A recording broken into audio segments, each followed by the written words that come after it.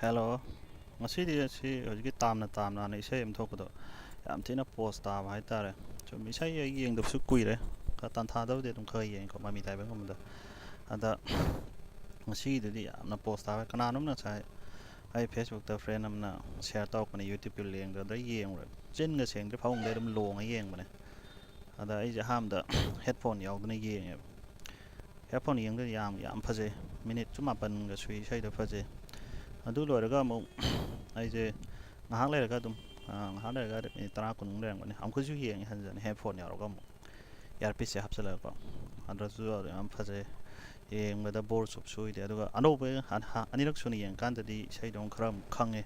amana wari je kamai taw bono ge no pa na ga chong tarak pa to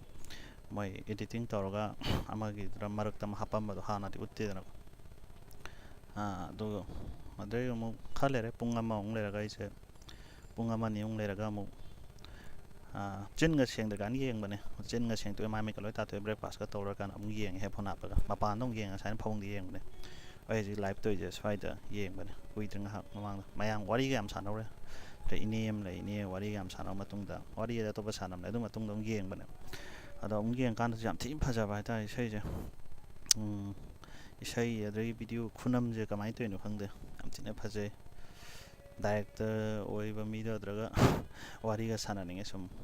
kamai kamai nam bano khot bano editing level su am phajare adri sai tu su sai samna ha ba hoi sai du budi wari se am set oi ba am noi ta ba di oi do ayo je live se set oi ba du to nu pi kai na khot ba su kem lai te adu ju sai du yeng kan da de am thina sana ba du 1990 ki so ya khoi na ngao ma tam ne khoi je teng ka sana ban sai nong mai ka pi ka sana ba video game thai na khoi na sana ma tam do video game ming du ko terminator hai ma na mori ge khoi thai lai rồi sai yam pha je sum han jan na ga ye na ano ba kai ta re khoi gi director gum ba winning ba kangun na su ji ge sai sum han jan ye nga di khang ne khal rồi sai je phana mi nge ko ai se en khan ba dai pun si da sai ji am drop de album je manipuri tan tha mai mai mi tai bang tholok ba dai moi mang tholok de sai me am ye adre gi wall gi sai ju me am ye ada khoi level se cái tay em phải ta sắm hàng đó em là phải cái thay là halak ko na du chu noi te bi sai ni adu chu am phaje adu na bo sai du am phau gi na joy ra bi ka ju phau ina du heman ta gi ma gi at ni ko adu ha ji si chu am phaje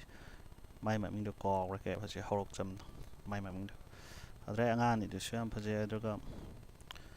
hero do chu am phaje ma sam sang te do sai je mai na ga phajara number se am phaje bo ju like phanam yang ram ni 4000 mu hena like show ram ni youtube video da aduga ai sum phaja da na ko mayam sum hanjan jeng ge nga di ado director du bang to sa ai kai no siang e adu tar kan der kai no ju thole ba chetan dai gi ma gi interview lo gi bai ma ngi ju thole adu su yeng ra adu yam phaje samna da khoi ma thang yab lam tholo ko da ma na ta ga nam hanim ram nei ta na hoi arang ba to ba ja koi sa ba khoi pai su mayam nam ma ga su ya adu sum phaja ba sei do kamai na ba ha de na hang de phaje jum han jan na yeng khang ni hoji tam na Solace Her Tamna Tamna na ki studio dominance ki YouTube ta yaw ne dum am num yeng ya ni ai sai Facebook ta share taw khra ai Facebook ta si phaje awesome product kana product amani na ko ta yam phaja ba kamai na nam bano do si ja ro editing da chule re editing je am phaje skan je hoi editing level si hoi anywhere wall ga hoi manipur do gra ma do gra ro editing chokha ja lo phang ra me loi taw ya re ko adugi ya na phaja ba ta khang de kamai na bun nam no khang de na ji ge do yam thina phaja khrai bai sai da no pa na tar pa da ka su utta ba do mai hanjan na hom lak su bai yeng kan da all claim the attack kind of OWL kind of am ko yeng kan ma screen je thar men khale hoji sai je ai adam hanjan na yeng ge no no wat thol kan en khale ka so bor su ta ba kamai nam mi no adu ju mi yeng di khang de all claim ga de usal lu de mit te sai da lyric su khang de ai lyric ti kya bu sai je ta da ne yeng ba da ne video je lyric na kamai tawi kai tawi adu kya su khang de headphone lok tho video yeng da bi dai sai ta ba de lyric bu di khang ni ko video ga yeng mi na ja ai de lyric je khang de ba kari hai no ado haji aina ꯂꯤꯔꯤꯛ ꯂꯧꯊꯣꯛ video ꯌꯦꯡꯗꯕꯤꯗ ꯑꯃꯨꯛ ꯌꯦꯡ ꯇꯥꯔꯦ ꯃꯁꯤ ꯚꯤꯗꯤꯑꯣꯁꯦ ꯂꯣꯏꯁꯤꯜꯂꯀꯥꯟꯗ ꯏꯁꯩꯁꯦ ꯀꯃꯥꯏꯅ ꯇꯧꯔꯤꯅꯣꯗꯣ ꯌꯥꯝ ꯐꯖꯩ ꯃꯊꯪꯗꯁꯨ ꯑꯗꯨꯝ ꯄꯣꯁ ꯇꯥꯕ ꯅꯝꯕꯤꯔꯛꯑꯣ ꯃꯊꯪꯗ ꯁꯦꯠ ꯑꯣꯏꯒꯦꯔꯥ ꯍꯦꯄꯤꯒꯤ ꯑꯣꯏꯒꯦꯔꯥ ꯗꯥꯟꯁꯀꯤ ꯑꯣꯏꯒꯦꯔꯥ ꯑꯗꯨꯝ ꯅꯝꯕꯁꯨ ꯑꯗꯨꯝ ꯑꯅꯧ ꯑꯅꯧꯕ ꯀꯩ ꯍꯥꯏꯇꯥꯔꯦ ꯄ꯭ꯔꯣꯖꯦꯛ ꯍꯥꯏꯇꯥꯔꯦꯀꯣ ꯑꯗꯨꯝ ꯇꯧꯊꯕꯤꯔꯛꯑꯣ ꯌꯥꯝ ꯅꯨꯡꯉꯥꯏ ꯏꯁꯩꯁꯨ ꯌꯦꯡꯕꯗ ꯑꯗꯣ ꯑꯩ ꯏꯁꯥꯃꯛꯅꯁꯨ ꯐꯣꯟ ꯇꯧꯔꯒ ꯏꯟꯇꯔꯚꯤꯌꯨ ꯇꯧꯅꯤꯡꯉꯦ ꯑꯗꯨꯒ ꯑꯩꯅ ꯇꯧꯗ꯭ꯔꯒꯁꯨ ꯀꯅꯥꯒꯨꯝꯕ ꯑꯃꯅ ꯅꯠꯇ꯭ꯔꯒ ꯏꯁꯥ ꯗꯥꯏꯔꯦꯛꯇ ꯃꯁꯥꯃꯛꯅ ꯑꯩꯈꯣꯏꯒꯤ ꯁꯤꯒꯤ ꯅꯝꯈꯤꯕꯒꯤ ꯃꯑꯣꯡꯗ ꯚꯤꯗꯤꯑꯣ ꯑꯃ ꯊꯣꯛꯆꯔꯛꯑꯁꯨ ꯅꯨꯡꯉꯥꯏꯅꯤ ꯑꯇꯣꯞꯄꯗꯁꯨ ꯈꯪꯍꯧꯋꯤꯗ ꯂꯦꯁꯟ ꯑꯣꯏꯍꯧꯅꯤꯅꯀꯣ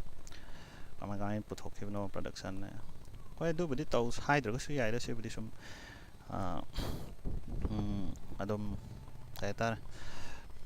ꯒꯠꯁ ꯐꯤꯂꯤꯡꯁꯨ ꯌꯥꯎꯔꯝꯕꯁꯨ ꯌꯥꯏꯀꯣ ꯑꯩꯈꯣꯏ ꯍꯥꯟꯅ ꯂꯣꯏ ꯄ꯭ꯂꯣꯠ ꯇꯧꯔꯝꯗꯕꯁꯨ ꯌꯥꯏ ꯑꯃ ꯇꯧꯔꯝꯕꯁꯨ ꯌꯥꯏ ꯑꯗꯣ ꯌꯥꯝ ꯅꯩꯔꯦ ꯑꯣꯜ ꯗ ꯕꯦꯁ ꯁꯤ ꯏꯁꯩꯁꯦ ꯑꯗꯨꯝ ꯑꯩꯅ ꯈꯟꯕꯗ ꯇꯟꯊꯥꯗꯒ ꯍꯥꯞꯄꯝꯃꯗꯤ ꯉꯔꯥꯡ ꯅꯍꯥꯟꯅ 300Kꯒ ꯌꯧꯔꯝꯃꯅꯤꯅ ꯈꯜꯂꯦ ꯉꯁꯥꯏꯁꯤꯗ ꯍꯣꯏ ꯉꯔꯥꯡ ꯅꯨꯡꯗꯥꯡ ꯍꯥꯞꯄꯛꯄ ꯃꯥꯜꯂꯦ ꯃꯣꯏꯁꯦ ꯄꯨꯡ 10 ꯃꯃꯥꯡꯅ ꯍꯥꯏ ꯑꯗꯣ ꯌꯥꯝꯅ ꯐꯥꯎꯕ ꯑꯣꯏꯔꯁꯅꯨ ꯌꯥꯝ ꯃꯃꯤꯡ ꯆꯠꯄ ꯑꯣꯏꯔꯁꯅꯨ ꯊꯦꯡꯛ ꯌꯨ ꯂꯣꯏꯁꯤꯜꯂꯒꯦ ꯀꯃꯥꯏꯅ ꯂꯣꯏꯁꯟꯅꯤ ꯁꯤꯗ ꯂꯣꯏꯁꯤꯜꯂꯒꯦ